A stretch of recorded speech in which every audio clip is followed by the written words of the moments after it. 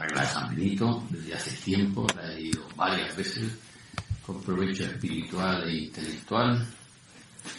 Y según nuestro compañero Pablo Sánchez Garrido, el autor de La Acción Medicina, también se alimenta en McIntyre, al que también conozco bien, en particular las obras que le podrían servir de inspiración, y pues medianamente, pero también creo conocer algunas de las posiciones principales de Benedicto XVI en sus cuestiones teológicas. Así que si esas son las fuentes, como dice Pablo, pues entonces vale, ¿no?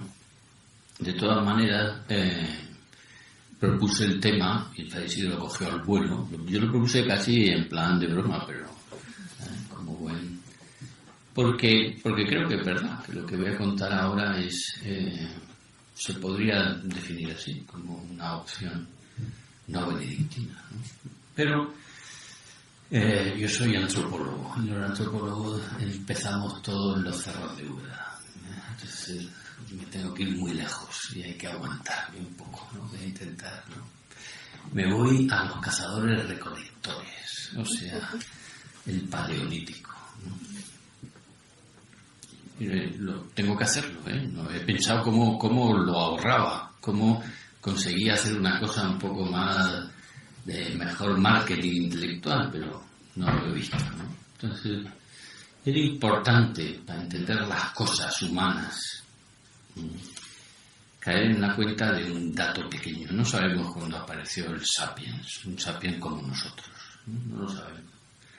Tenemos dataciones muy inciertas, que pueden ser entre 80.000 y 200.000 años. Pero entre 80.000 y 200.000 años es una broma. Cuando yo era pequeño vi un programa de televisión que le preguntaban a un señor que hacía bandurrias con alpargatas. Le dijeron, ¿y usted cuántas ha hecho? Y él dijo, yo entre 200 y 2.000. 200 y 2.000 no es nada, ¿no? Pues esto entre 80.000 y 200.000. Pongamos que 100.000 años, que es una estimación prudente. De esos 100.000 años, casi 90.000, el sapiens ha vivido con la forma de clanes tribales de cazadores-recolectores en un régimen de nomadismo estacional. Eso quiere decir que cada 10 días de la vida de la especie humana sobre el planeta, 9 ha sido con la forma de clanes tribales. Lo más parecido que hemos visto han sido los indios de las praderas norteamericanas. Todavía quedan cazadores recolectores por ahí, tribus muy pequeñitas, pero una civilización, o sea, un sistema de clanes tribales emparentados pero diferenciados en un ámbito continental, los indios de las praderas norteamericanas. Así ha sido, eso es lo más parecido que antes de que hubiera caballos y antes de que hubiera armas de fuego. Claro, eso es lo que ha sido el Homo sapiens durante 9 de cada 10 días. La agricultura se empezó a practicar hace 12.000 años en las regiones más fértiles del planeta. Se conoce como el creciente fértil, entre Bagdad y el Cairo. O sea, el Valle del Nilo, del Tigre y del Éufrates. Hay regiones del planeta en las que la agricultura no llega hasta, al Norteamérica no llega. Porque le empieza la democracia en América diciendo que el Valle del Mississippi está habitado hace mucho tiempo y sin embargo desierto, porque nadie lo ha rotulado ni lo ha cultivado nunca. Y sin agricultura no hay ciudades, porque unos asentamientos estables solo son posibles cuando el ser humano ha conseguido un acopio de alimentos regular y garantizado. Si no, hay que moverse a donde te lleven las migraciones animales ¿no? Entonces, ¿por qué esto a nosotros nos interesa mucho? Pues porque esos clanes tribales estaban compuestos por entre 50 y 150. Difícilmente podían superar el centenar y llegar a los 2 centenares. Más allá de los 2 centenares es muy improbable. Pero bueno, en los lugares donde el acopio de alimentos fuera abundante y tal, se podía llegar a un par de centenares. Los indios de las praderas americanas no hacen tribus de más de 200 o 300 hasta que consiguen las armas de fuego. Claro, con las armas de fuego ya se puede hacer otra cosa, pero antes, y el caballo. ¿No?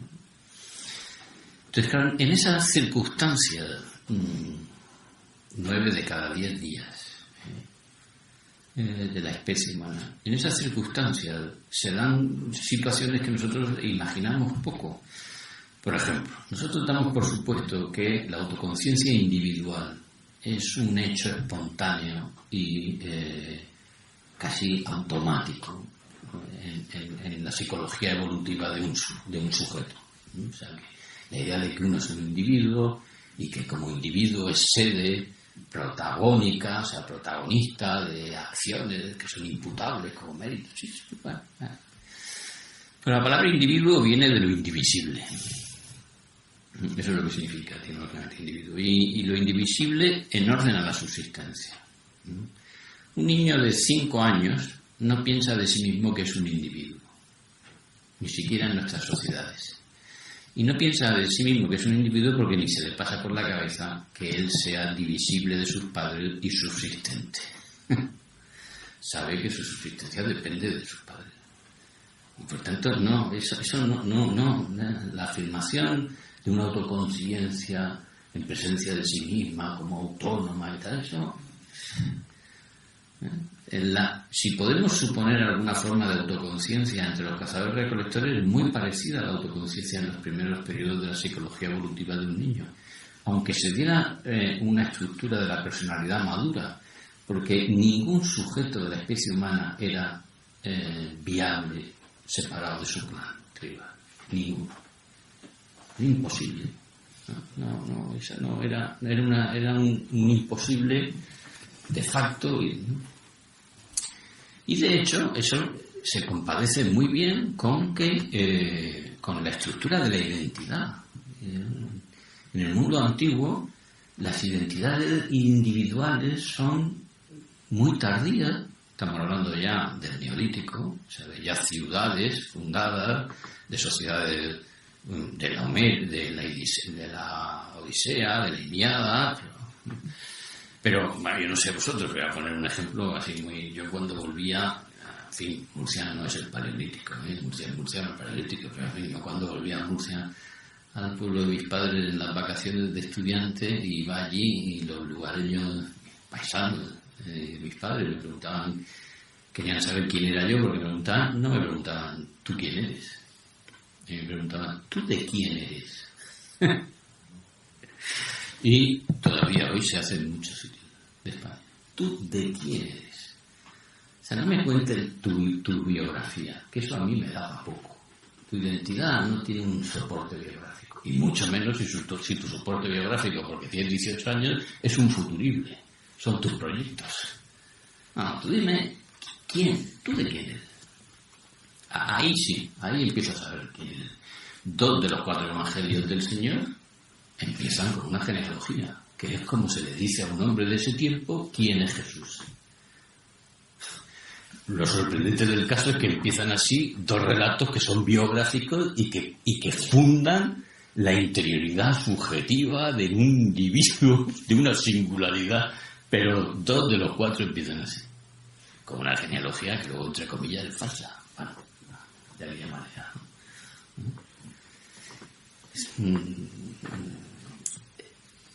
Esto está en todo.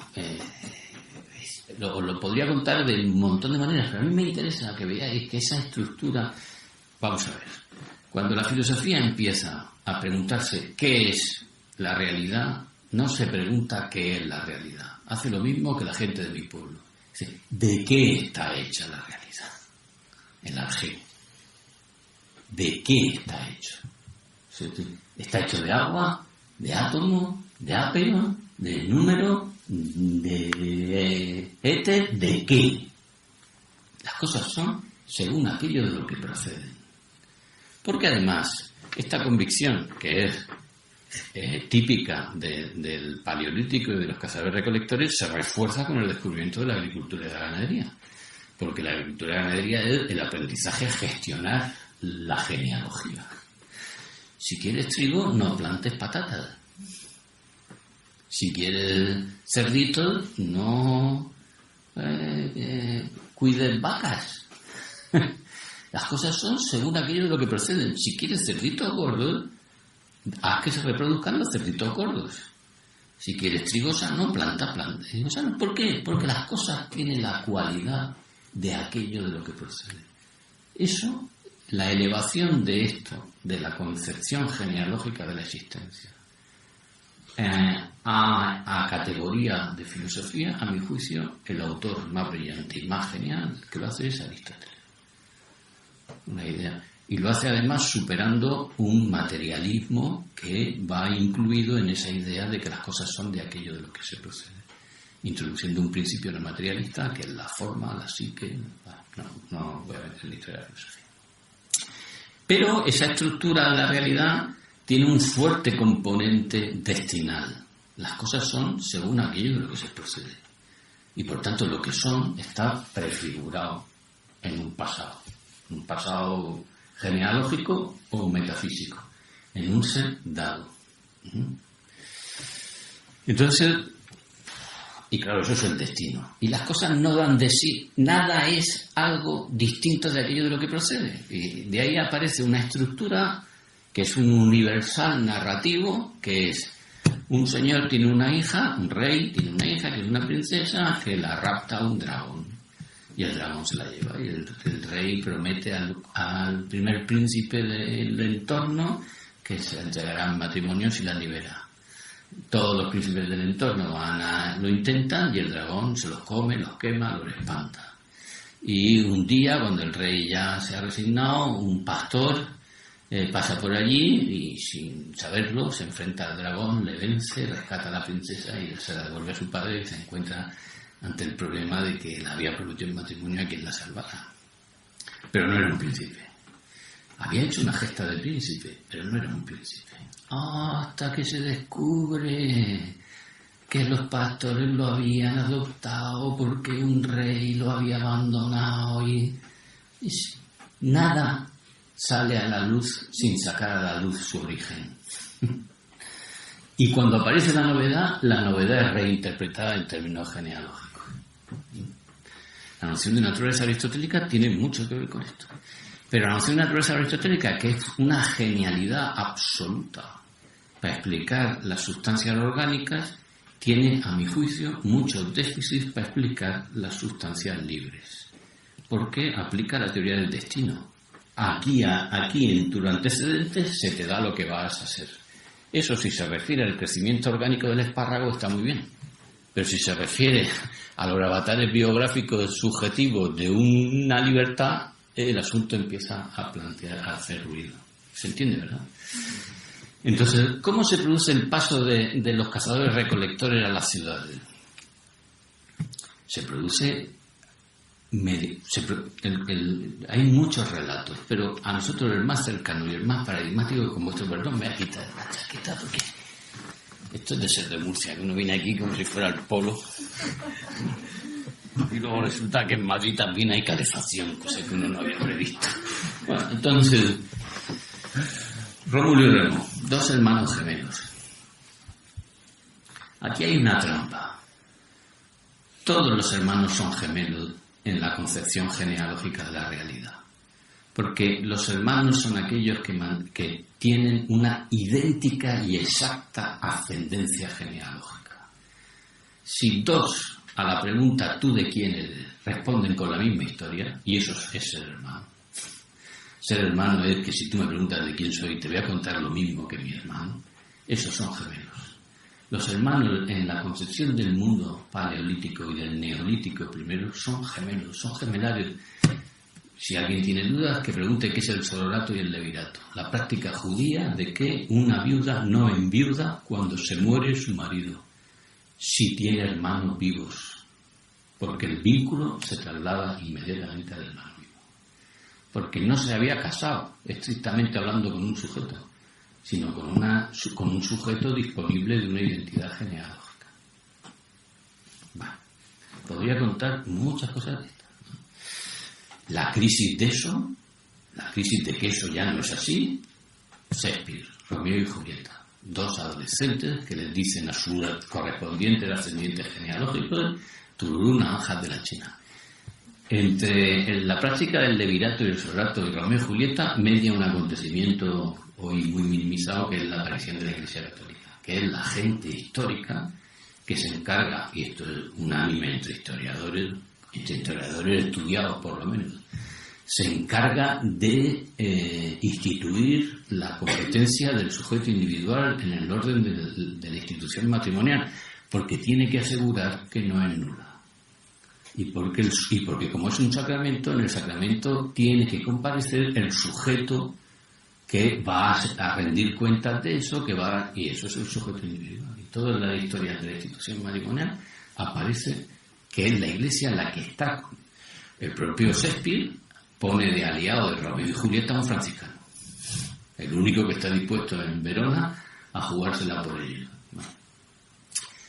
Entonces, ¿por qué este tema es muy importante? Es muy importante porque los dioses son dioses de tribus, de pueblos y de ciudades. ¿Y por qué? Porque las ciudades, cuando se fundan según el modelo del sujeto genealógico. Y la historia es Rómulo y Remo. Rómulo y Remo son hermanos.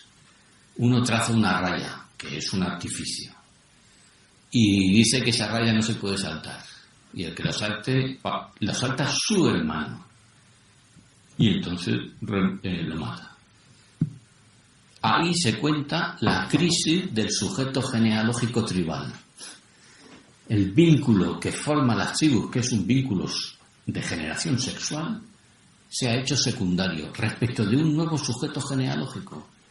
Un sujeto genealógico cuyo vínculo, cuyo origen, cuya fuente ahora es de naturaleza convencional y se llama la ley, que no es tenida por convencional, porque como es lógico es traída de los dioses, pero a ese pueblo, con las palabras que todavía utilizamos, se le llama pueblo, se le llama como se le llamaba a las tribus, se le llama nación, se le llama un linaje. Un linaje en el que hay una doble paternidad. La paternidad física de las tribus, que siguen perviviendo en las ciudades, los patricios, las tribus de Atenas, y la paternidad formal de la ley, que es de naturaleza divina. Y por eso los ciudadanos de Grecia y de Atenas son la democratización del estatuto del héroe homérico. El héroe homérico es un sujeto de un mestizo, de un doble linaje, mortal e inmortal. Ese doble linaje se reproduce y se democratiza en la condición de ciudadano. Un linaje físico que viene de la tribu a la que se pertenece, todos los ciudadanos pertenecen a una tribu, que pervive dentro de la ciudad, pero ahora relativizada, porque la nueva unidad genealógica es la ciudad. Esa ciudad es la propietaria, la interlocutora de los dioses. No hay dioses que no sean de una ciudad. No hay dioses que no sean de una tribu. No hay dioses que no sean de un pueblo. Incluso los dioses que se afirman a sí mismos como distintos de todos los demás dioses. Yahvé, hijo de un pueblo, de una genealogía, de una tribu. Los hijos de Abraham. ¿Cuál es el episodio en la historia cultural del planeta en el que, desde luego de Occidente, pero el planeta en el que se produce esa quiebra? Se produce, pues el episodio, a mi juicio, es la irrupción del cristianismo, ¿no? Y su declaración de que ese ya no es un Dios de naciones, ni de pueblos, ni de ciudades, sino un Dios de almas. Y por tanto que el sujeto, el beneficiario de, por supuesto, son almas que forman parte de una nueva nación santa, de un nuevo Israel. Sí, pero esa nueva nación no está instituida ni sobre una generación sexual, ni sobre una generación patrimonial, ni sobre una generación legal, que son las tres formas del sujeto genealógico. El sujeto genealógico por generación sexual, los hijos; el sujeto genealógico por generación patrimonial, los hijos adoptados, los que nombran herederos tuyos; y el sujeto genealógico por generación legal, una ciudadanía según una tribu. Regla había que pertenecer a una tribu con patrimonium y por tanto con pater. Bueno, esa nueva nación compuesta de sujetos es una nación, pero es una nación de sujetos en los que uno será tomado y otro será dejado. Dos estarán en el campo y uno no será tomado. Dos estarán en el lecho y uno... O sea, es una nación de sujetos con un destino estrictamente individual. Se puede poner el énfasis que se quiera en que nadie se salva solo, y es verdad. Es verdad. Pero tan verdad como eso es que nadie se salva solo por los demás. Y que la doctrina del juicio particular y del juicio universal, que empieza a desarrollarse muy tardíamente, pero que ya es patrimonio de la creencia de la Iglesia muy temprana, pero en fin, el aquilatamiento teológico de la doctrina del juicio, que torna al siglo X, XI, me parece, esa doctrina termina de decir sí, pero el que comparece al juicio es fulanito. Y cuando llegas allí, te preguntan de quién eres, pero solo a título preliminar.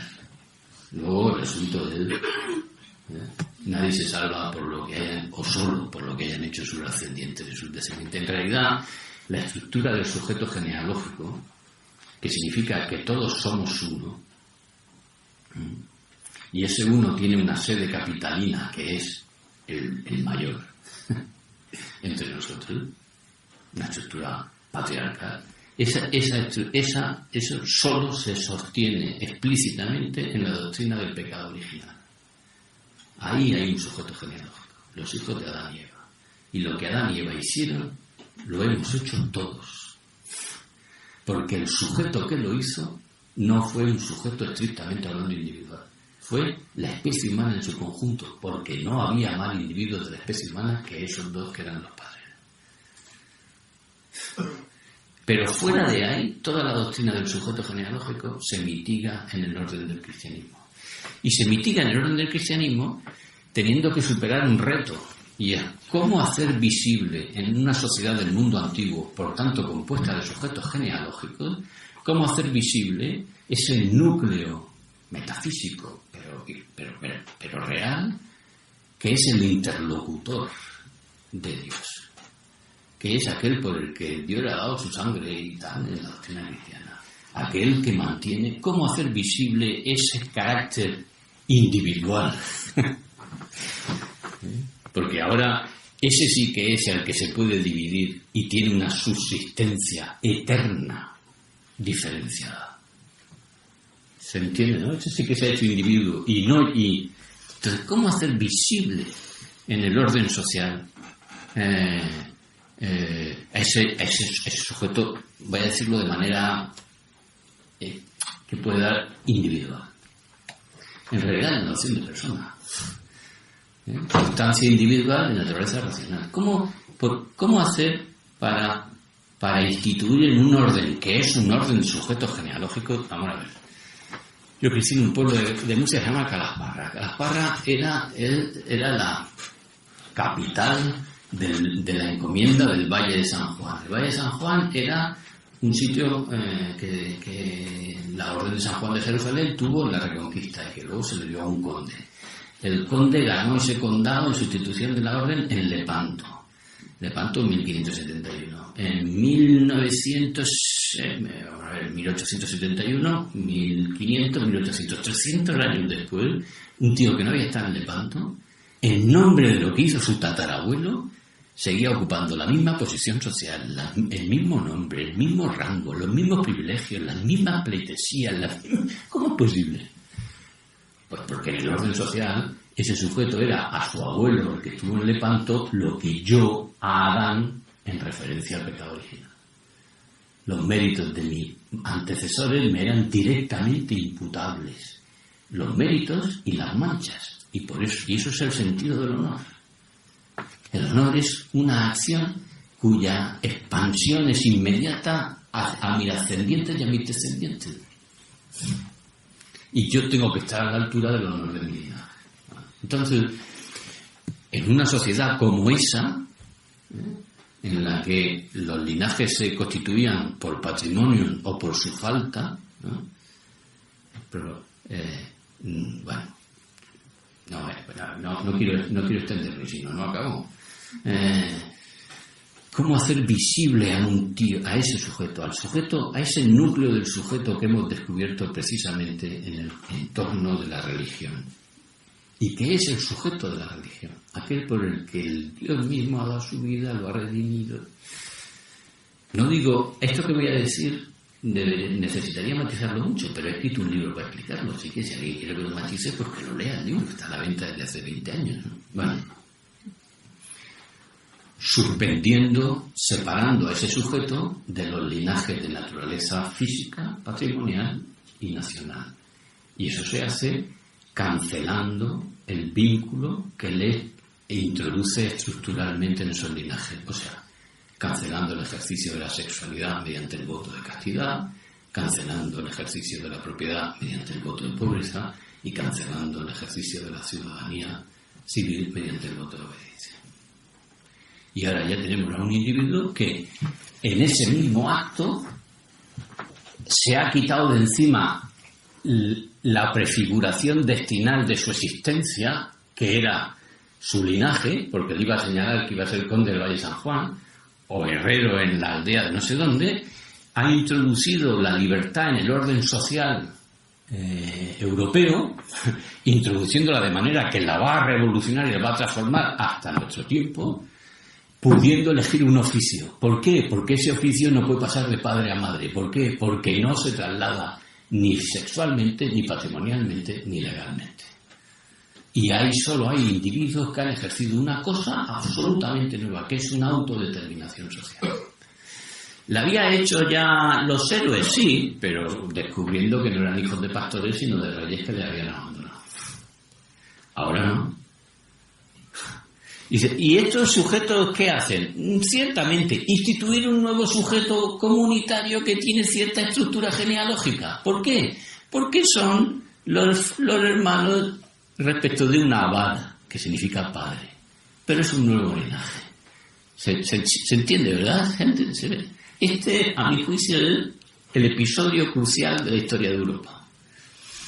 Como tienen que enseñarle el oficio a gente que no son sus hijos, empiezan a hacerlo en un sitio que no existía, porque nadie le había enseñado nunca su oficio a alguien que no fuera su hijo, porque enseñarle tu oficio a uno que no fuera tu hijo era hacerte la competencia, y porque tú no le enseñabas a nadie tu oficio si además no le ibas a heredar los utensilios del oficio, y eso se podía hacer con un hijo o con un sobrino, si no, no tenía hijos.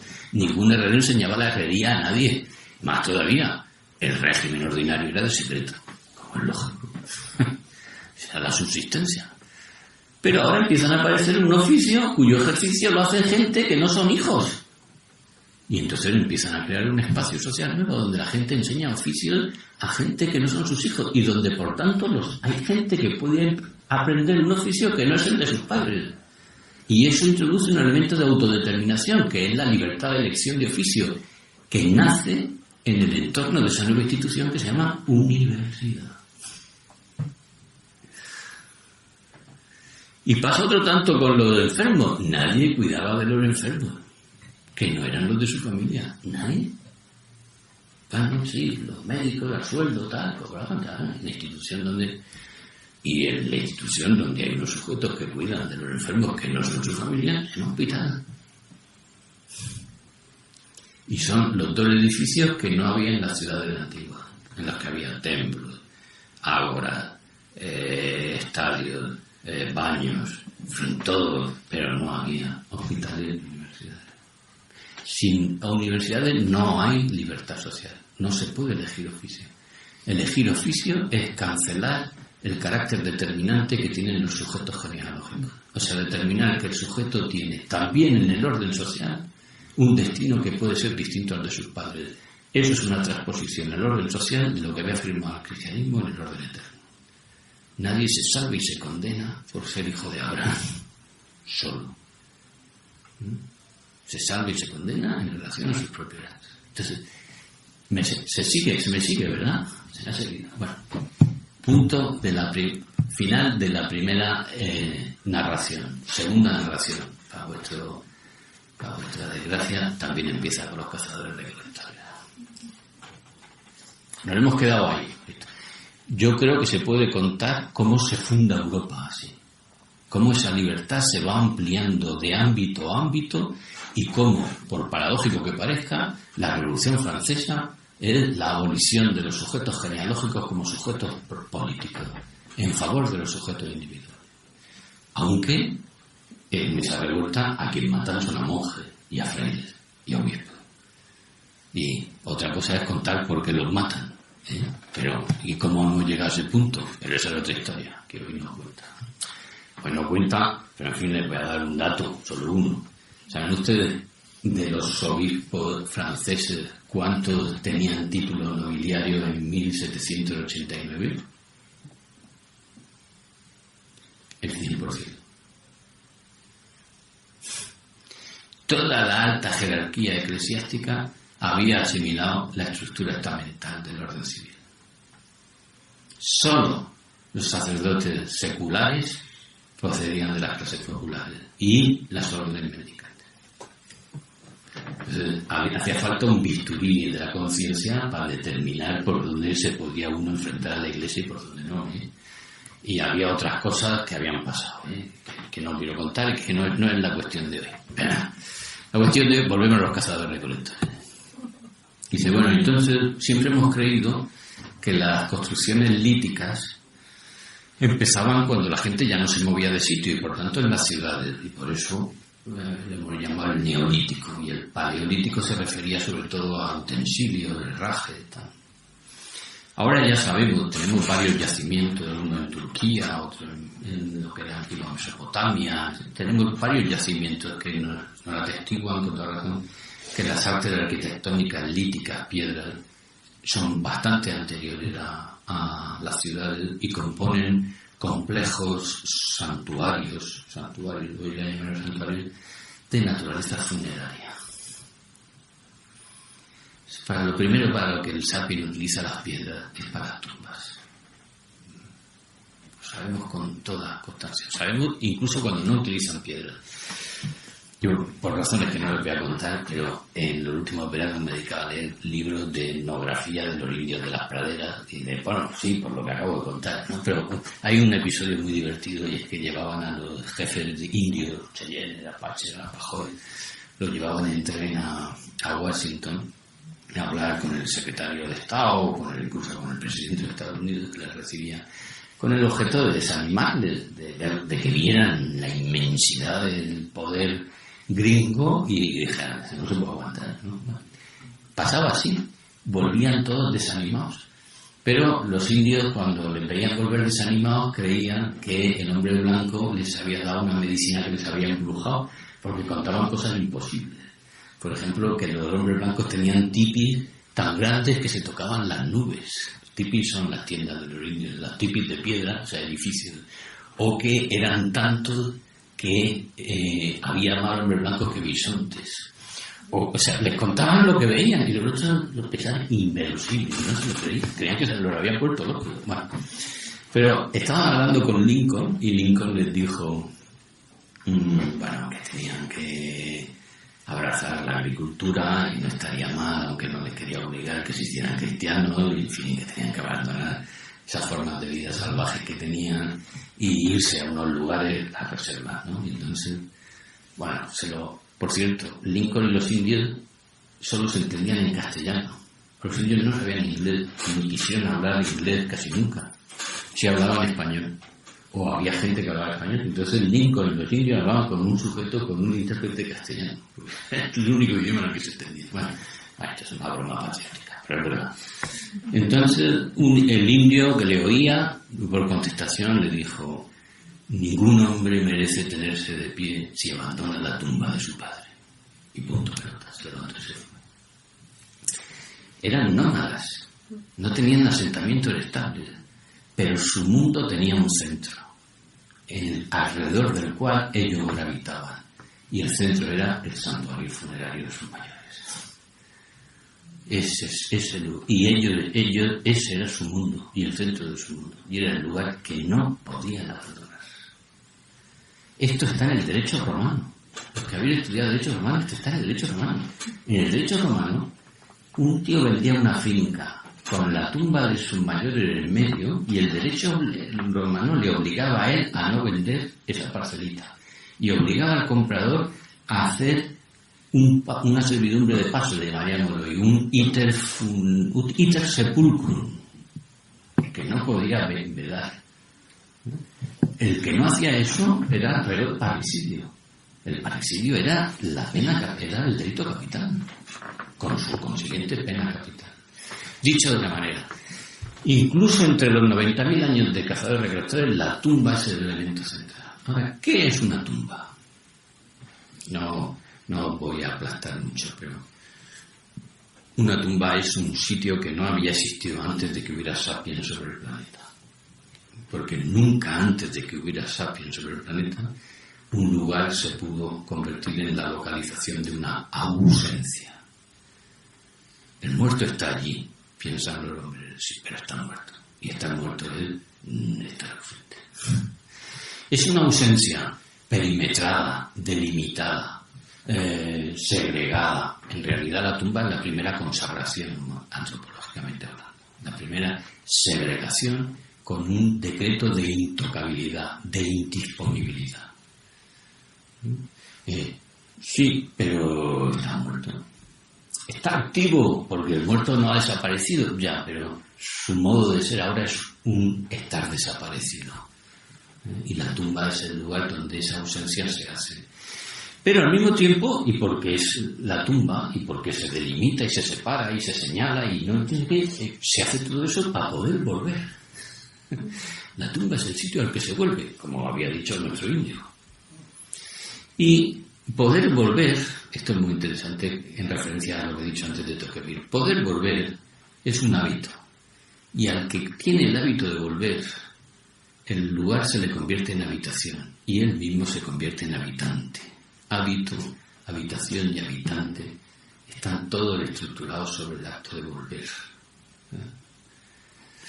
O dicho de otra manera, incluso antropológicamente hablando, la tumba es el cimiento de la casa, de la habitación.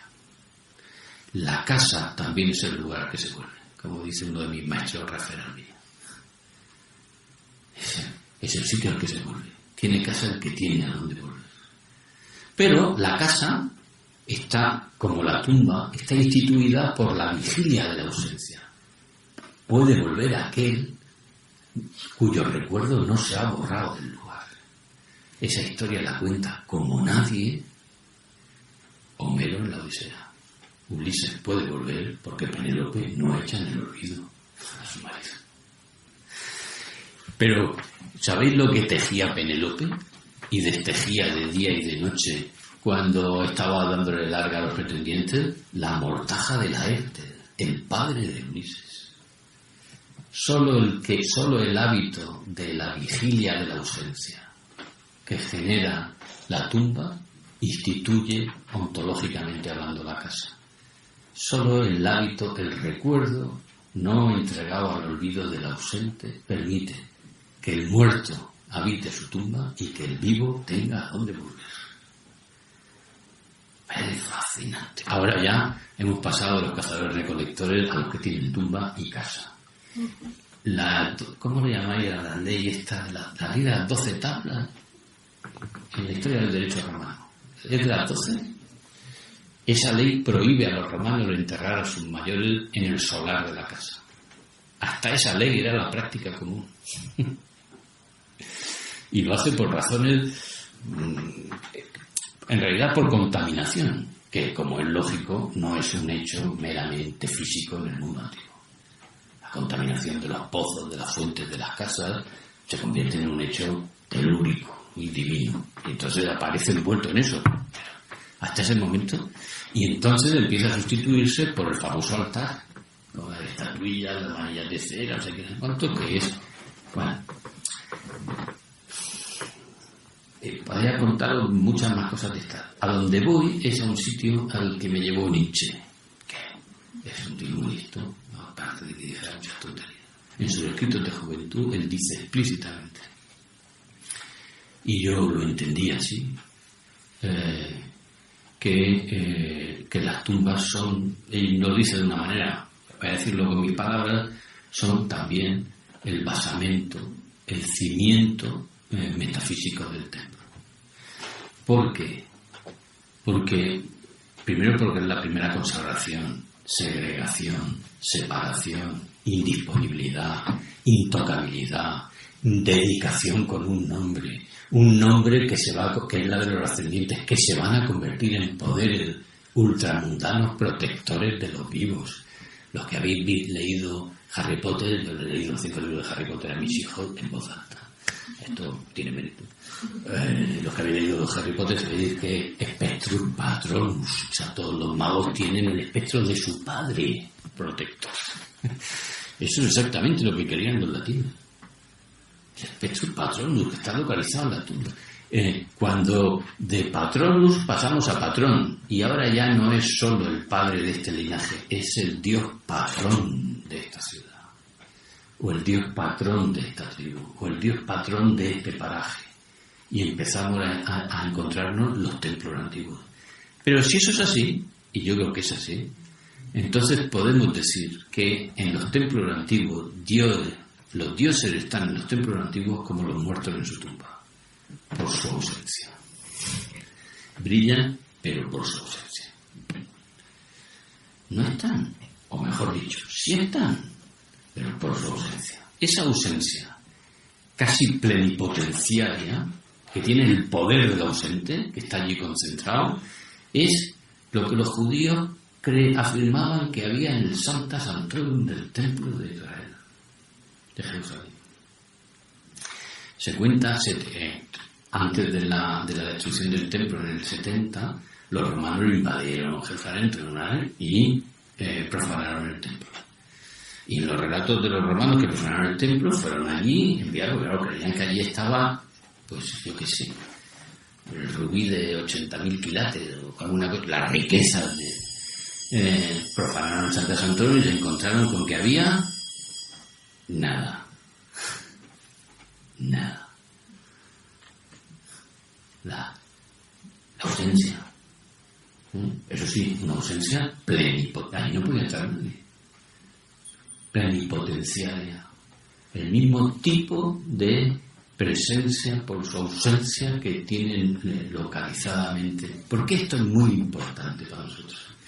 Es muy importante porque el mismo acontecimiento que nos ha parecido como crucial desde el punto de vista de la superación de los sujetos genealógicos nos va a aparecer ahora como crucial desde el punto de vista de este otro relato.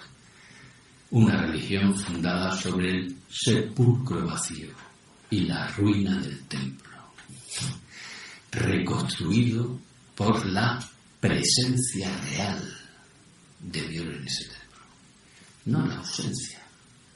La presencia real, que es como define la sacramentaria católica la presencia de Jesús en la Eucaristía. La presencia real. Los templos cristianos no suspenden la naturaleza sepulcral del templo antiguo. En San Pedro está la tumba de San Pedro. En los altares de nuestra iglesia hay reliquias de muertos. En muchas de nuestras iglesias hay cementerios. No la suspende, pero la relativiza. No es templo por eso. Es templo por la presencia real. Cuando el templo es la ausencia, la diferencia entre el templo y el mundo tiene que ser absoluta. Porque la única manera de afirmar que Dios está en el templo, aunque sea por su ausencia, es delimitando su ausencia, localizándola, perimetrándola, definiéndola, estableciendo sus fines y estableciendo, por tanto, una diferencia absoluta entre el lugar donde Dios está por su ausencia y donde lo que hay es la ausencia de la ausencia, que es el mundo, lo profano. La oposición entre lo sagrado y lo profano en el régimen sepulcral del templo antiguo es una diferencia de naturaleza absoluta. Pero si el templo se constituye sobre la presencia real, entonces la diferencia entre el templo y lo profano no tiene que ser absoluta y no precisa ser absoluta. Como el templo cristiano asume el templo antiguo, la diferencia entre lo sagrado y lo profano se mantiene, pero la presencia de Dios se difunde irradiante por el mundo con la misma eficacia que en el templo. Más todavía, no solo la presencia de Dios, sino en la índole sacerdotal del templo se difunde también fuera del templo. ¿A quién? A los sujetos profanos. Y aparece la idea desarrollada en el Concilio Vaticano II de manera del sacerdocio común o universal. ¿Me estáis siguiendo? Si ahora juntáis esta historia con la anterior, veréis que en la anterior ese sacerdocio, que en realidad es la santidad que salva al mundo con Dios, se había circunscrito a los que se habían separado de los órdenes genealógicos antiguos, o sea, a los que habían hecho el voto de castidad, pobreza y obediencia. Esa es la opción benedictina, stricto sensu. Ahora, si hablamos de otras cosas, ya, si hablamos de la inspiración benedictina o de la taciturnidad o de, bueno, eso ya es otra cosa, pero esa es la opción benedictina. La cuestión es, ¿hay alguna manera de hacer presente la presencia de Dios en el mundo en y mediante los radicales antropológicos que son la sexualidad y su ejercicio, la propiedad y su ejercicio y la libertad civil y su ejercicio? Porque si la hay, entonces a esa la podemos llamar la opción benedictina.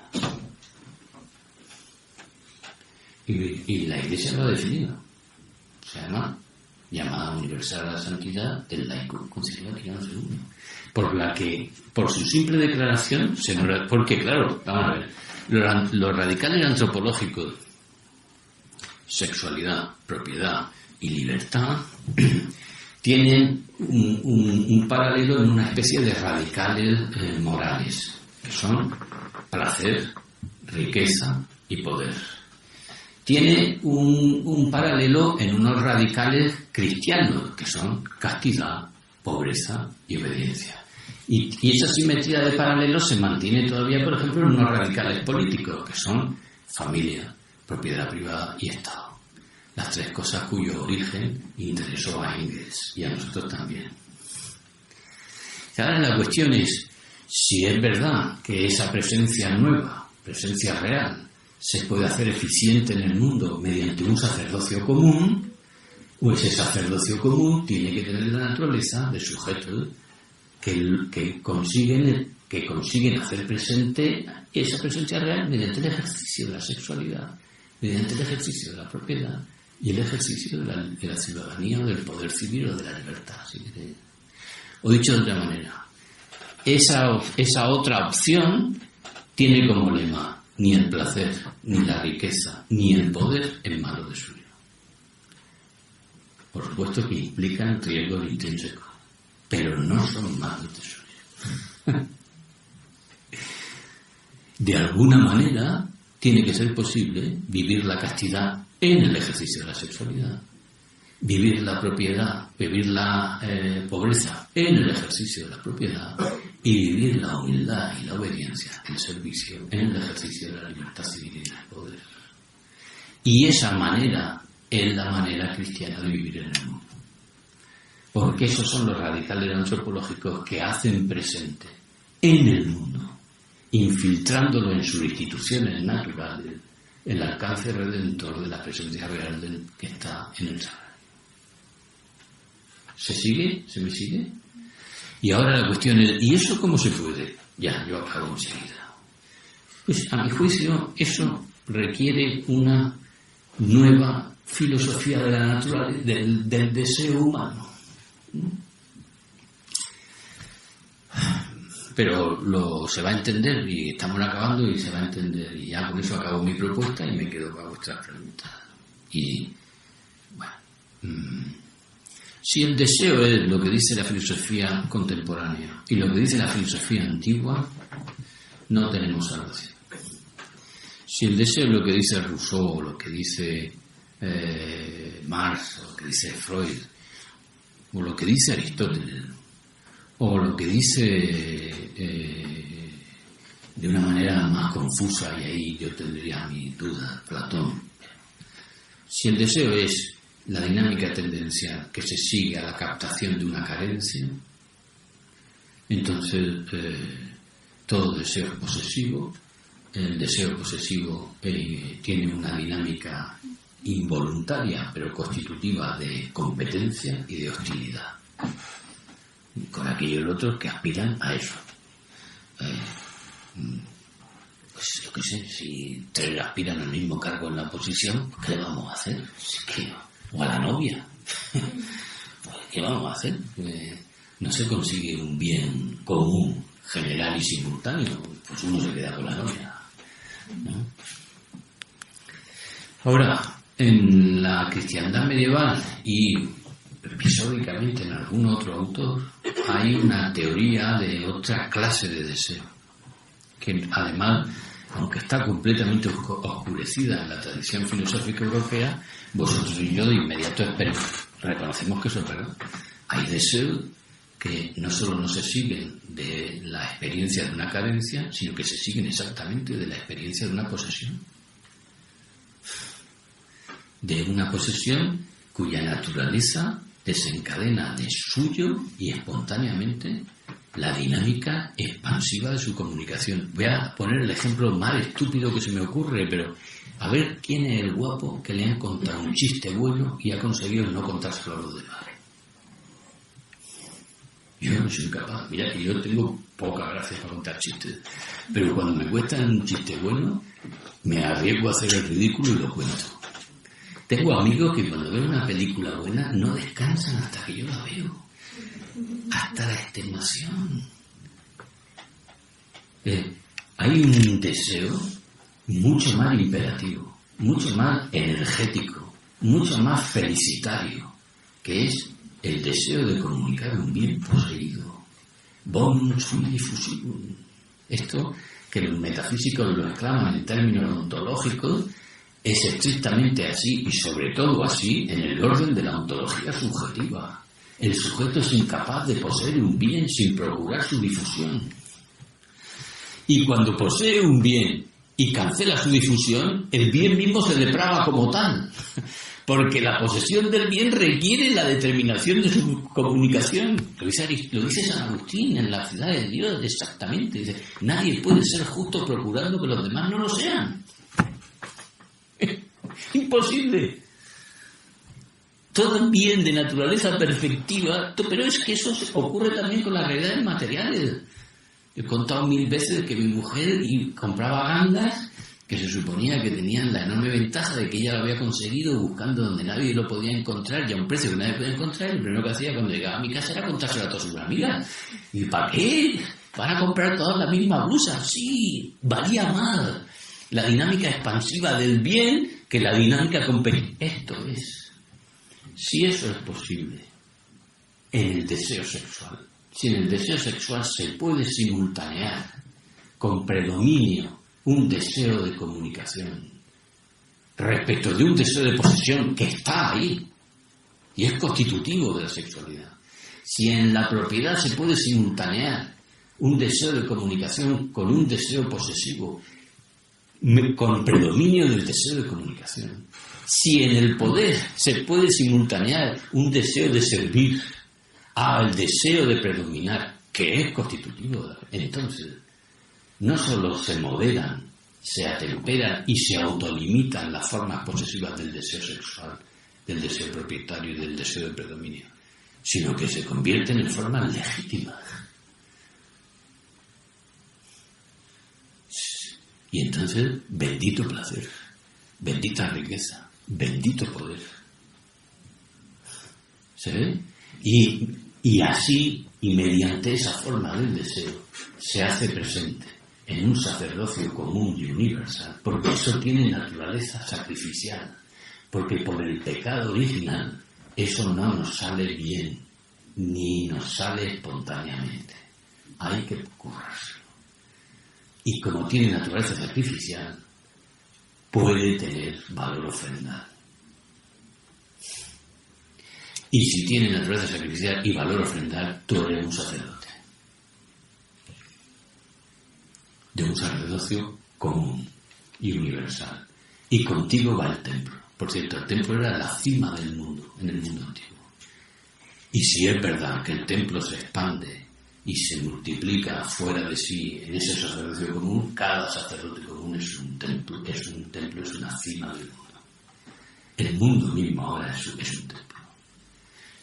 Irradiante desde el templo en el que está el sacerdocio ministerial, en el que se hacen las ofrendas rememorativas porque es Cristo mismo. Sí. Si no se ha suspendido, si el catolicismo no supera anulando como hace el protestantismo. El catolicismo supera conservando. Y entre lo distinto no establece relaciones dialécticas, sino sintéticas. Hasta que Cristo vino y esa presencia real en el mundo, el Señor del mundo era la muerte. Y eso era una religión de muertos, que es exactamente lo que revoca un templo derruido, el templo antiguo, constituido sobre un sepulcro vacío. La suspensión de la hegemonía de la naturaleza exclusivamente funeraria de la religión y del templo. Se me han quedado por explicar dos cosas que no voy a poder explicar, pero una de ellas, esto que he contado respecto de la sexualidad, la propiedad y la ciudadanía, se puede explicar con otros parámetros al respecto del trabajo. ¿Vale? Pero hay otro asunto que compone este perfil subjetivo, que es el perfil del laico, ¿vale? Le llamamos laico porque estamos de la mano de la capellanía. Si estuviéramos en la facultad de filosofía, yo diría es la estructura subjetiva del existente, del tío que está en el mundo. Ya está. No, más. Estaría haciendo filosofía en términos estrictamente categoriales. Como estamos aquí y no lo entendemos, lo puedo decir así. Y el otro asunto, que es a esos sexo, propiedad y poder, yo les llamo radicales antropológicos, pero en fin, si alguien tiene un nombre mejor, estoy encantado. Y a estos dos, el trabajo y la amistad, les llamo existenciarios, pero porque no se me ocurre un nombre mejor, no porque yo quiera. El otro asunto es la amistad. Una de las cosas que más me llamó la atención cuando leí la regla hace 20 y tantos años para leer el libro en el que cuento parte de lo que he contado hoy, y que para confirmarlo hace poco la volví a leer, para eso y porque es una lectura más que recomendable, bueno, voy a decir una cosa, a lo mejor materialmente hablando no es cierta, pero yo creo que no hay una sola mención a la amistad en toda la regla. El monje puede vivir la caridad perfecta sin la virtud de la amistad. Además, ¿cómo la va a vivir? Sí, la perfección del monje, según San Benito, es la taciturnidad, que implica no mirar, no precipitarse en el decir, no precipitarse en el reír, mantener la compostura humilde del que llega a la experiencia, la presencia de Dios y de la nada de las virtudes de las que habla San Benito, entre las tres primeras, la taciturnidad. Es que se puede vivir la caridad perfecta sin vivir la amistad, a un precio, fuera del mundo. Porque claro que la caridad cristiana contiene una benevolencia general, hombre. Nadie tiene un amor más grande que el de que da la vida por sus amigos. Claro que sí. Pero es que la amistad no es una benevolencia general. Es que Aristóteles y los clásicos en eso se quedan cortos. Aristóteles y los clásicos distinguen en la amistad tres clases de amistad. Por placer, por utilidad y por benevolencia. Oye, eso no es verdad. Sí es verdad. Pero no es verdad. O sea, la amistad no es un simple amor de benevolencia, es un amor de benevolencia con preferencia. Entre mi amigo y el contrincante suyo en la oposición, yo quiero que gane mi amigo, sin que medie injusticia ni daño desproporcionado para su contrincante, pero yo quiero que gane mi amigo. Pues se faltaría. Que yo me fuera al tribunal de la oposición de mi amigo y yo le dijera... quiero que gane tu contrincante si estáis empatados. No. Vete por ahí a decir puñetas, hombre, que gane mi contrincante si es mejor que yo todavía. Pero ya me cuesta asimilarlo, ¿eh? En fin, quiero que estés triste porque mi contrincante es mejor que yo. Dicho de una manera, la amistad, cuando en castellano decimos cada uno se va por su lado. Bueno, pues cuando cada uno se va por su lado, los amigos se van juntos. La amistad es una lateralidad del mundo. Es asumir que uno tiene una posición finita, en el entorno de unos avatares finitos, con unos compañeros de camino que son también concretos. ¿Se entiende, verdad? Está en el mundo el que tiene amigos. Y si no, aunque no hayas hecho los votos, no estás en el mundo salvo en precario. Estás como un lobo, homo homini lupus. Que eso es otro rollo. Eso es una estancia en precario. Y ya acabo. Porque el estar en el mundo, el estar presente en el mundo, tiene la estructura interna, lo voy a decir a lo bestia, del laicado. Yo podría decirlo en términos filosóficos de otra manera. Podría decir, la presencia en el mundo tiene la naturaleza interna de la presencia entendida, como voy a decir ahora. Y el castellano es el que nos deja pensar así. Presente tiene en castellano 3 sentidos. El antónimo de ausencia, hacerse presente.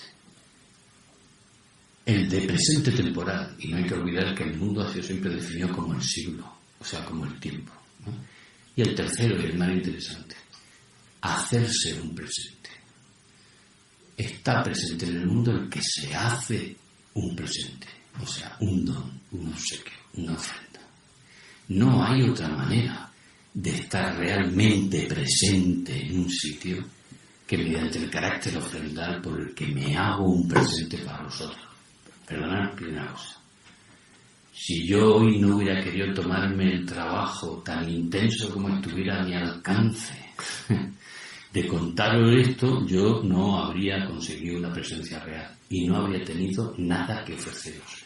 Como sabemos los profesores que nos pasa cuando entramos a clase. Y hay uno que nos dice, bueno, hoy tampoco aprietes mucho. Y sabemos cuando nos lo hemos hecho realmente presentar en ese sitio. Eso tiene un carácter ofrendal, es sacerdotal. Eso es lo que hace presente a un en el mundo. Eso. Y eso, esa estructura tridimensional de la presencia, eso que es la plenitud de la existencia, dicho en términos categóricos filosóficos, es la estructura del laico. No podía ser de otro modo. Si Cristo es Dios de verdad, y la condición de bautizado es la plenitud de la naturaleza según la forma restaurada por el poder de la gracia, entonces la condición de cristiano tiene que corresponderse con la plenitud de la naturaleza del ser humano.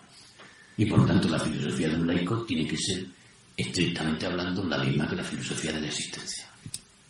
Y si no sale, entonces nos hemos equivocado. ¿Se ve mi posición? Bueno, ya está, me he enrollado mucho más, lo siento. Pero he intentado hacerme presente. Venga.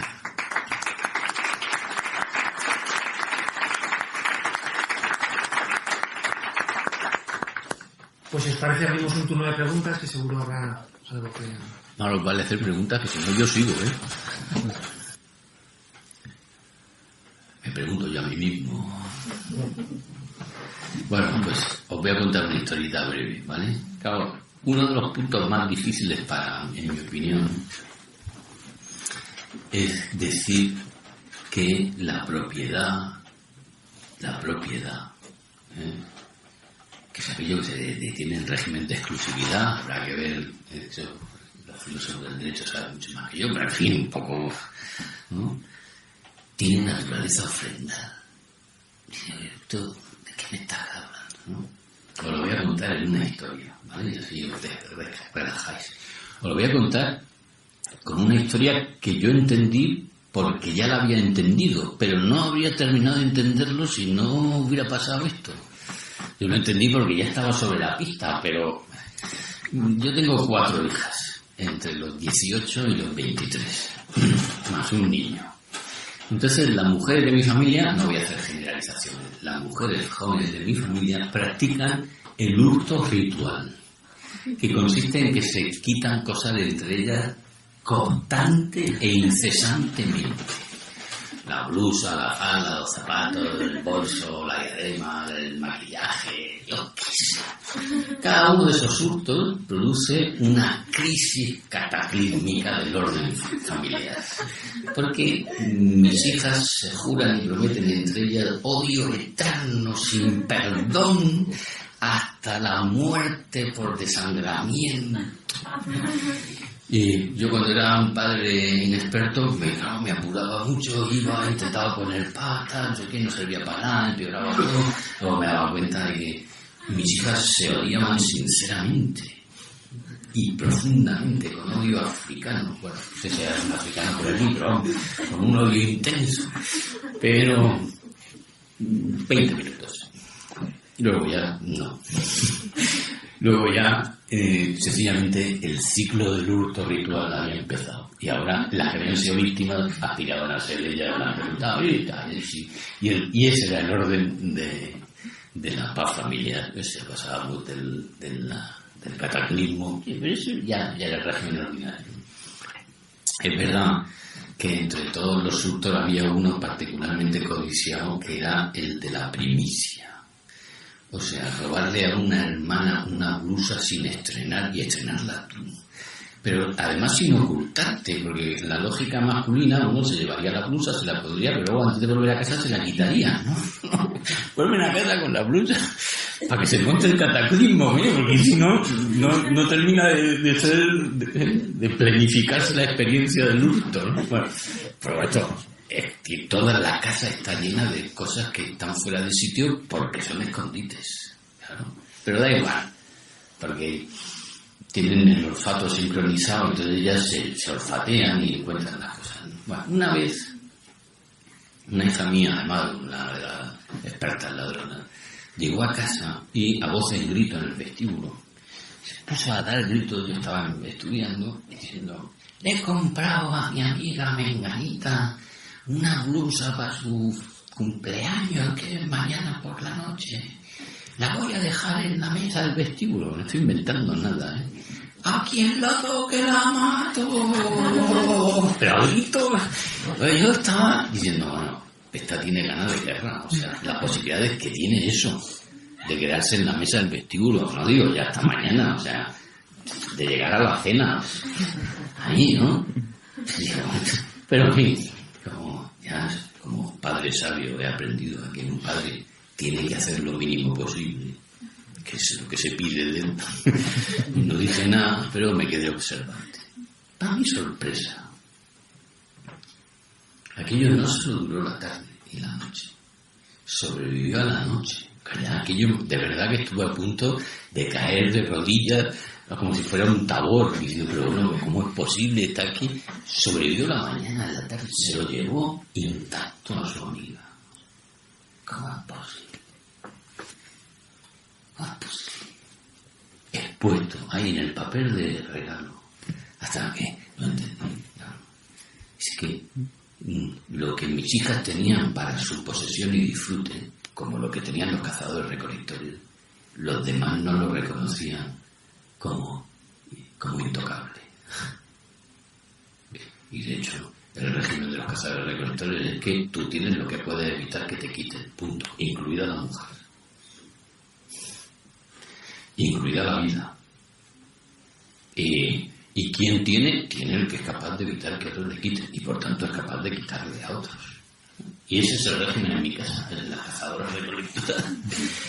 Salvo cuando uno tiene algo para dárselo a otro. O sea, cuando tiene una ofrenda, eso no lo toca nadie. Lo que uno tiene para otro, todos los demás lo reconocen como indisponible, con carácter absoluto. Ahí, en mi opinión, se funda la propiedad privada. No en el mío, que dice Rousseau, sino exactamente en el contrario, en el suyo, que dijo mi hija. Dice, esto es para fulanito, y por eso a mí no me toca la propiedad, porque es para mis hijos.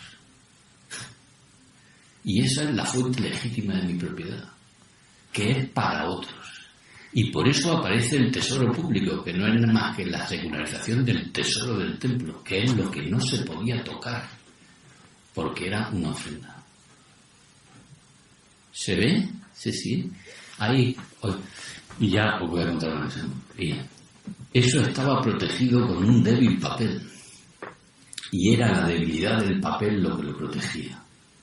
Como la raya de Rómulo. Porque ese es un papel cuya debilidad hace que no admita dos dobleces. Y si es un papel de una sola doblez, es un papel que no se puede abrir. Porque si se abre y se vuelve a cerrar, ya se sabe que no es una primicia. ¿Me estoy siguiendo? Ahora os voy a decir una confidencia. Así le expliqué yo la virginidad a mis hijas.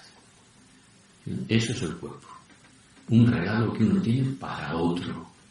Y por tanto, intocable. Y que si quiere que llegue como un regalo, llega como primicia. O sea, de una sola doblez. Esa sola doblez, la tradición hermana la llamaban virginidad. Es verdad que hay una virginidad del alma y una virginidad del cuerpo, pero la del cuerpo no es despreciable. Y por eso no se puede tocar, porque uno la tiene para otro. ¿Se ve? Y eso es propiedad. Y por eso mi cuerpo es mío. Incluso en términos... Y por eso la doctrina de la Iglesia acerca de la propiedad es que la propiedad es administración. ¿Para qué? Para otros. Para el bien de otros. Y así, creo yo, se puede superar uno de los núcleos más difíciles, que es explicar cómo es posible que la naturaleza ofrendal de ese sacerdocio común pueda persistir predominando, o sea, como principio de la posesión. Lo que uno tiene para dar es lo que tiene en realidad. Y por eso la pobreza por excelencia es no tener nada que ofrecer a los demás.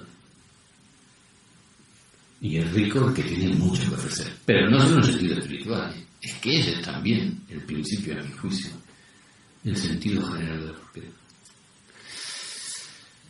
Bueno. ¿Alguna pregunta? Yo dos matices. Bueno, si me permites. Claro, eso faltaría. Cuando hablabas de juicio, la aportación del cristianismo, ¿no? Como juicio individual, ¿no? Ciertamente es así. Pero después también hay el matiz de la convivencia y de los atenuantes y de muchos matices que aportan, o sea, que no solamente la dureza del juicio individual, vive enmarcado en sociedad y sociedad marca. Sí, pero no solo eso. Porque cuando he dicho que la idea del sujeto genealógico se restringía a la pervivencia de la doctrina del pecado original, lo he dicho porque no podía decirlo todo. No, hay también en el orden positivo una pervivencia de la doctrina del sujeto genealógico. Tiene un fundamento, pero tiene un nombre que todos conocemos: comunión de los santos. Todo lo que los hombres hacen bien me es apuntado a mí como mérito. 1. Y 2. El carácter vicario, que ese es el núcleo del sacrificio de Cristo. Si lo que uno hace no vale para todos, entonces tenemos un problema con la redención. Porque Cristo sea hombre, si Cristo es hombre y su salvación es efectiva para todos, es precisamente porque hay alguna estructura de sujeto genealógico. Porque es la forma con la que la teología habla siempre del carácter vicario del sacrificio. Y que para Ratzinger, por ejemplo, es uno de los misterios teológicos centrales. Él lo dice. O sea que hay una estructura ¿cómo decir? Operativa y constituyente de una especie de comunidad del bien, ¿no? Porque además ese sujeto genealógico, como ocurre con todos los sujetos genealógicos, incluye a los difuntos, porque ellos también nos ayudan. Y, o sea que hay una, ¿no? O sea que, pero en ese entorno, ciertamente, lo que hay el destino, por así decir, se dirime en un tú a tú con Dios, ¿no? Con mediadores, claro, la Virgen, pero hay un tú a tú, ¿no? Y ese tú a tú genera una interlocución nuclear, que a mi juicio es la que alumbra a la nación de personas. Y por eso el comunitarismo es una dimensión de la persona, y es muy importante. Claro que esto está en el famoso tema de McIntyre, ¿no? Y las comunidades de virtud, no sé qué. Bueno, vale, bien, hasta cierto punto. En fin, no quiero matizar. Sí, o matizo.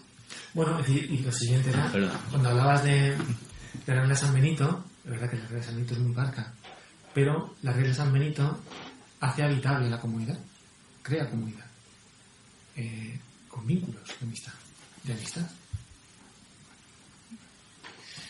Yo creo que no. Con vínculos de caridad cristiana perfecta. ¿Y ahí entra la amistad? Pero si no hablan, si no se sonríen. Esa es la regla, pero la realidad. Ya no me meto yo.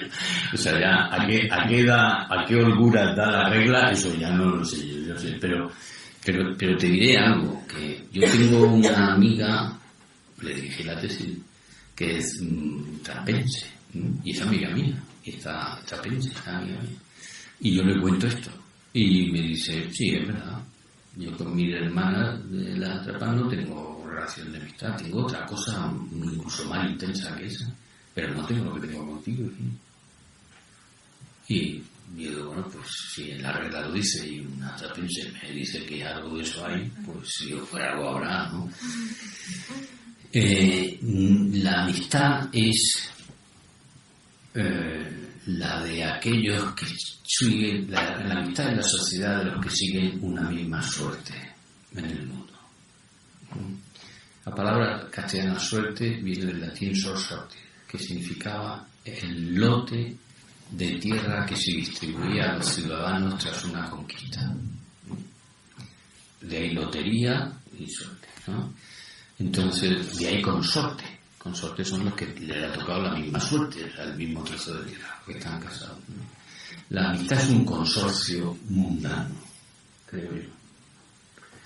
Y creo que Cristo tuvo amigos por eso. Porque tenía, y creo que por eso Cristo tiene un amor de preferencia. Pero esa raza, ¿no? Que resucita. Lo hace con mucha otra gente, pero esa raza, ¿no? Y elige a este, y con ellos corren la misma suerte, mientras que están en el mundo. No corre la misma suerte con mi antepasado en la península ibérica. La corre con eso, con lo que está allí, porque está bajo la estructura de la finitud de una existencia espacio-temporal, según la orografía terrestre, según la orografía histórica de los acontecimientos, y eso significa que está en esta cuenca, en la del Ebro y no en la del Segura, y no corre la misma suerte que yo, porque ahí hay inundaciones y aquí no. Entonces, ¿se ve lo que estoy intentando decir? Entonces, yo creo que la amistad es el vínculo civil, por excelencia. Creo que Aristóteles y los clásicos pueden decir que el fin de la política es el bien común, porque están hablando de sociedades en las que todavía sus dimensiones y su naturaleza permitían suponer que había vínculos amicales entre la ciudadanía. Porque a quien le corresponde la plenitud del bien común es a la amistad. Y yo creo que solo subsidiariamente al Estado. Y creo que los estados medievales lo pueden proponer porque a la condición de súbdito se le acompaña la de fiel. Y entonces coincide. Pero hoy en una sociedad como la nuestra, yo no le pediría al Estado que asumiera el bien común, salvo en su forma elemental. La sociedad en la que le corresponde por su propia naturaleza la plenitud de la persecución del bien común en un régimen de libertad y la amistad. Pero para eso hace falta dos que cabalgan juntos, dice Homero. O como cuenta las confesiones de San Agustín, que él creía que el mundo entero se había vuelto un sepulcro por la muerte de su amigo antes de no sé qué. Pues no le parece a todo el mundo, le parece al amigo. Ya lo sé, pero también conocí a un benedictino del Montserrat que me dijo que eso no era así. Pero ahí tengo un prejuicio. Es que este benedictino de Montserrat vivía de benedictino más o menos lo mismo que yo. Entonces no me servía mucho lo de, ¿vale? Bueno, era un prejuicio mío, pero entiendo la duda, y entiendo el motivo de la oscilación y la dificultad. Ahí tenemos una pregunta. En primer lugar, agradecerte que hayas venido a compartir con nosotros este tiempo. Yo quería preguntarte cómo ves tú el tiempo actual que estamos viviendo y qué deberíamos hacer, cómo deberíamos comportarnos, pues como profesores en la universidad, con nuestros alumnos, como padres con nuestros hijos y como amigos de nuestros amigos.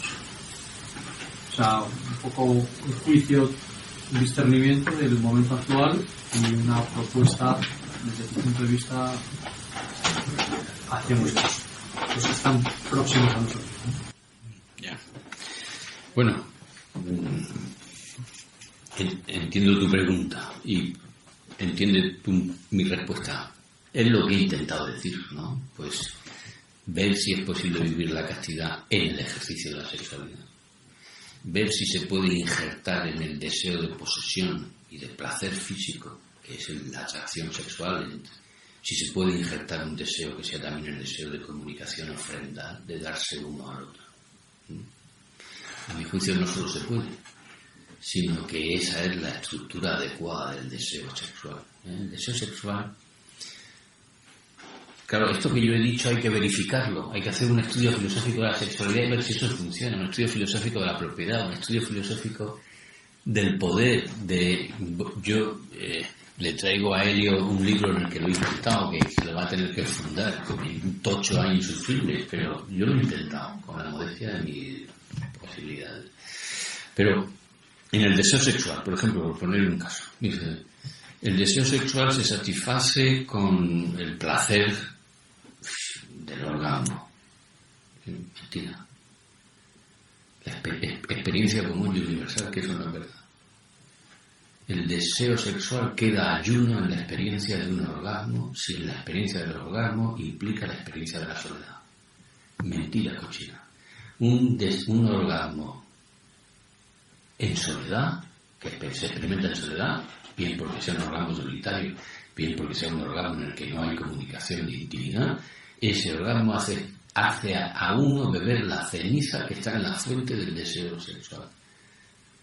Le deja a uno ayuno e insatisfecho. Más todavía, es la fórmula con la que se realimenta el deseo en una dinámica que es potencialmente adictiva. Entendiendo que en la dinámica potencialmente adictiva hay una retroalimentación que es también una declinación. O sea, el deseo se realimenta y renace, pero renace debilitado.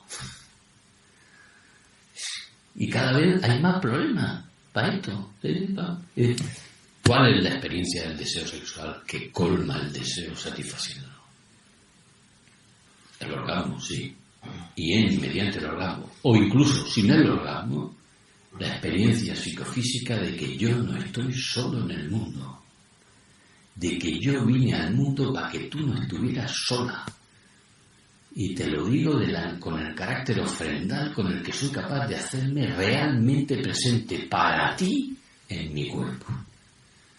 Realmente presente y accesible, sin residuo, sin escondrijo, sin fragmento. Eso es la fidelidad. Para ti. El deseo sexual es un deseo de compañía. Experimentado y mediante el deseo posesivo de placer. Y los que estamos casados lo sabemos. Y los que no, pues no deberían de saberlo. Pero deberían de intuirlo. Claro que sí, eso sí. Y entonces la sexualidad es una prenda del paraíso. Porque esos dos son los únicos dos que pueden volver a estar desnudos y abrazados delante de Dios sin avergonzarse. Porque ahora las cosas van a ser como en el principio. Moisés os dio el libro de repudio tal, por la dureza de vuestro corazón, pero no fue así en el principio. En el principio era como él dentro del matrimonio, fiel e indisoluble, donde dos se pueden hacer compañía, porque esa compañía requiere integridad sin fragmento, sin residuo, sin resto, y eso solo lo da la exclusividad de que llamamos fidelidad. Ese es el núcleo del deseo sexual. Y por eso hay sexualidad sin orgasmo, con perdón. La puede haber. cuando fisiológicamente, por ejemplo, no sea posible. Se ve. Si eso es posible respecto de la sexualidad, y lo es. Entonces, ¿de qué es deseo el deseo sexual? El deseo sexual es deseo de presencia, con su triple carácter que he dicho antes. Y entonces, ¿a qué se parece el deseo sexual si el deseo es deseo de presencia? Joder, con perdón, se parece a la Eucaristía. Y esa es la razón por la que hay gente que, precisamente por la presencia real, eficiente del Señor, ya no está sola en este mundo y puede, ¿se ve o no?, puede guardar su cuerpo de una sola doblez para el Señor y solo para el Señor. Y eso se llama celibato o virginidad. Pero la estructura es la misma. Se ve, ¿no? ¿Se entiende? Pero eso hay que hacerlo en términos de filosofía de la sexualidad. No de... Yo creo que se puede hacer. Yo creo que es tan sencillo como darse cuenta de que el deseo sexual en realidad lo que es deseo de compañía. Y que lo que frustra la satisfacción del deseo es la soledad. Que es exactamente el régimen de experiencia de la sexualidad contemporánea. Entonces, ¿cómo hacer eso? Pues siendo feliz con una sola. En la medida de lo posible.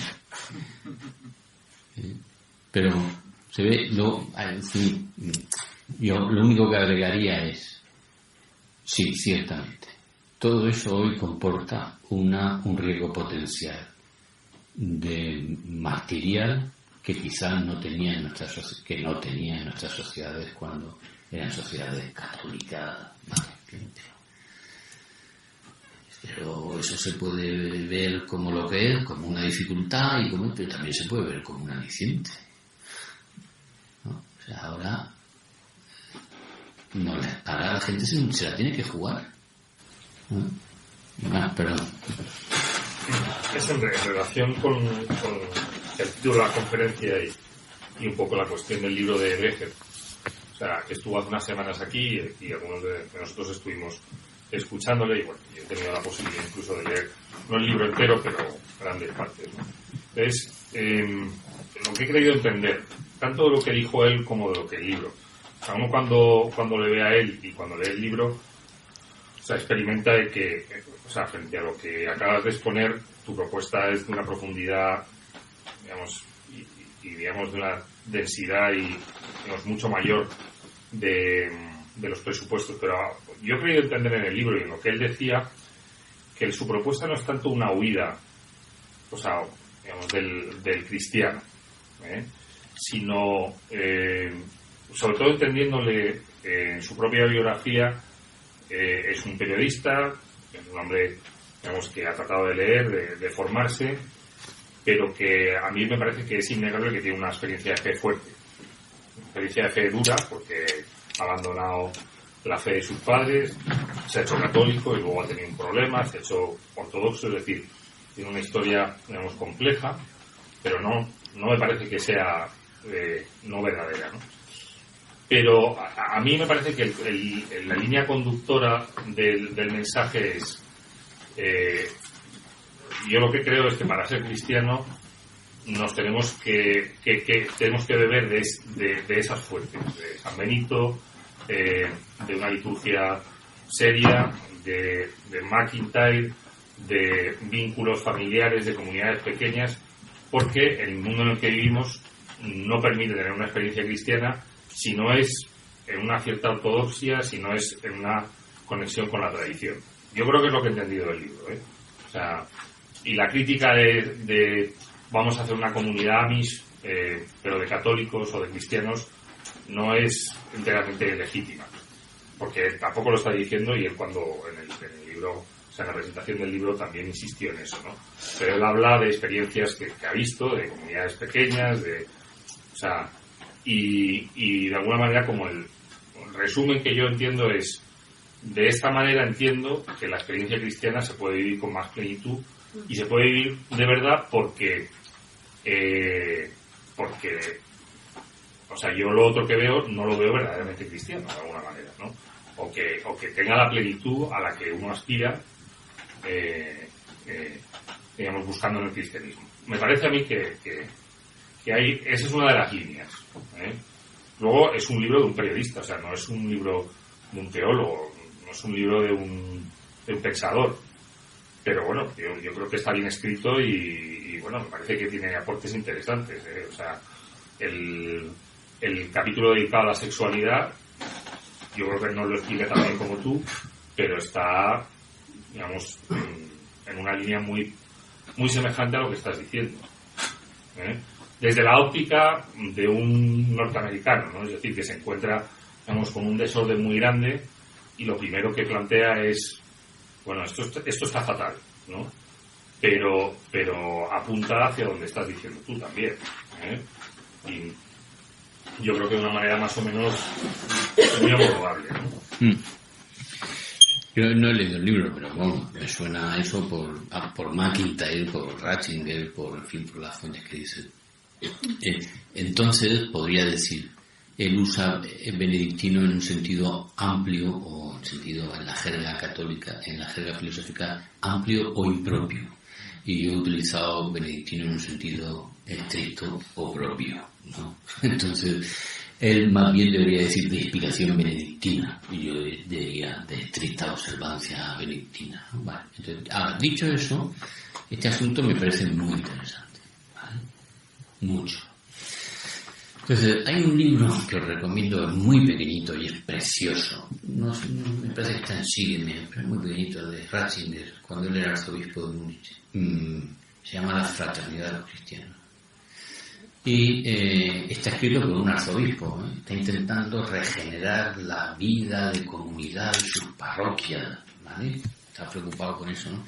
Entonces ahí empieza de una manera, bueno, no sé si empieza, pero de esas cosas que uno lee y el resto de su vida la acompañan, dice él, bueno, no lo dice literal, la idea, dice, los cristianos solo pueden decir Padre desde la primera del plural, solo pueden decir Padre nuestro. Nadie puede decir, él está hablando en sentido ontoteológico, ¿no? Puede decir Padre mío, no, el título por el que Dios es tu Padre es porque tú eres hermano en Cristo, con todos los hombres. Es la fraternidad en Cristo la que te da la filiación divina, ¿eh? Tú no puedes decir, tú no tienes un título como lo tiene Cristo. Sí puedes decir Padre mío, en términos ontoteológicos. Tú puedes decir Padre en comunión con los demás hermanos en Cristo y en Cristo, ¿vale? Esta experiencia es constitutiva de la vida cristiana. Constitutiva, esencial, es imposible ser cristiano sin esa experiencia. Ahora bien, la forma en la que esa experiencia cobra naturaleza institucional, eso ya es otro cantar.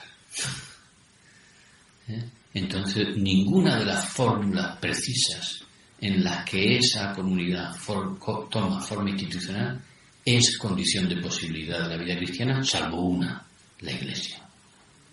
Todas las demás son variaciones con carácter alternativo y disponible, ya sean para formas de vida religiosa o para formas de vida laica. Entonces, yo no tengo ningún problema, se entiende lo que quiero decir. Entonces, yo no estoy diciendo que la sola condición de cristiano que experimenta mediante la comunión de los santos, la de los sacramentos, la vida de piedad, baste. En determinadas tesituras históricas puede ser recomendable y prudente más, en otras quizás menos. Yo eso no lo sé, ¿vale? Y ahí no me meto. Bueno, no me meto, si quieren me meto, pero vamos, por dar una respuesta. Pero ninguna de las fórmulas puede ser asociada con carácter vinculante a la condición de cristiano. Ninguna. Ninguna de las formas de experimentar de manera singular esa comunidad en Cristo, con los hermanos en Cristo, cuya única forma institucional insoslayable es la Iglesia. Cualquier otra modalidad es un caso y una modalidad particular en la Iglesia, que puede ser recomendable, sumamente recomendable, para una tesitura histórica, en unos contextos históricos, y en unos momentos como estos, en los que realmente se resquebraja el sentido común occidental, porque ha saltado hecho pedazos y porque todo la cristiana es un momento nuevo e insólito, como era el nuestro, que deberíamos de observar con mucho detenimiento, sin estar solo apegados a los balances negativos, porque hay otras cosas que, bueno, en ese momento dicen, bueno, yo no lo comparto, yo personalmente, pero lo entiendo perfectamente. Entiendo que en ese momento pues la gente quiere tener una experiencia más intensa de la compañía, en la fe, de la experiencia comunitaria, de un espacio a salvo y fraternal, donde se pueda cansar, donde puedan tomar forma social la caridad cristiana, porque uno no la puede vivir o la vive con dificultad en todo el entorno. Yo lo entiendo. Pero esa propuesta es una propuesta a título de recomendación, y cualquier cosa que fuera más allá es sencillamente ilegítima, aunque la propusiera la propia jerarquía, ilegítima.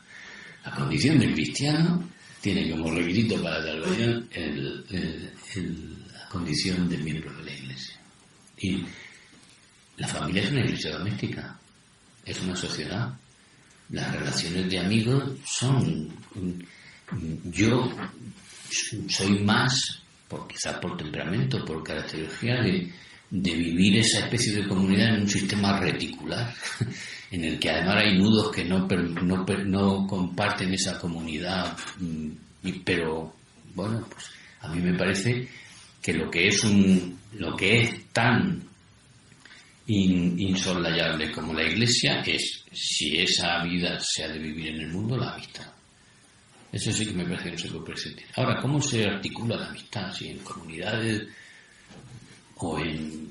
pues eso ya me parece variable, y me parece además la hermosa libertad de los hijos de Dios para buscar su camino en el mundo, ¿no? Y para buscarlo, ¿no? O sea, ahora, si la respuesta del autor es una recomendación, así, pues me parece, yo lo creo prudente, yo lo creo sensato, y lo entiendo, aunque participe de esa tendencia más tenuemente que otros, pero también eso son la pluralidad caracteriológica y de las cosas, ¿no? Bueno, y luego ahí nosotros tenemos un grave problema, muy grave, que es el carácter difunto que tienen las comunidades parroquiales. Muchas, no digo todas. Es decir, y claro, pues tenemos que buscar alternativas y las buscamos, ¿no? Porque las parroquias no cumplen el papel que han cumplido en la historia de la Iglesia. Y eso es un problema, ¿no? Es un problema, ¿no? Porque vuelve anónimo la condición de fiel y la de cristianos que van a la misma misa todos los domingos de su vida y no se conocen. Pues ahí pasa algo, ciertamente. Entonces es normal que busquemos en otras clases de comunidad lo que hay, no se nota, ¿no? Pero es que perdón aquí por el pater, pero es que esa yo creo que es buena parte de la crisis de la Iglesia, Sacerdocios, los sacerdotes seculares y las comunidades parroquiales, que están en la UI, están con el gotero, en coma. Que son zombies, vamos, con perdón. Dice, oiga, hay 60.000 parroquias que no, con bendito sea Dios, yo me alegro, pero vamos, mi experiencia, incluso en sitios de mucha práctica, como en Murcia, que es un sitio de mucha. Bueno, he contestado, ¿no? Pues muchas gracias, agradecemos a Higinio, el departamento, su ponencia magistral. A ti. Bueno.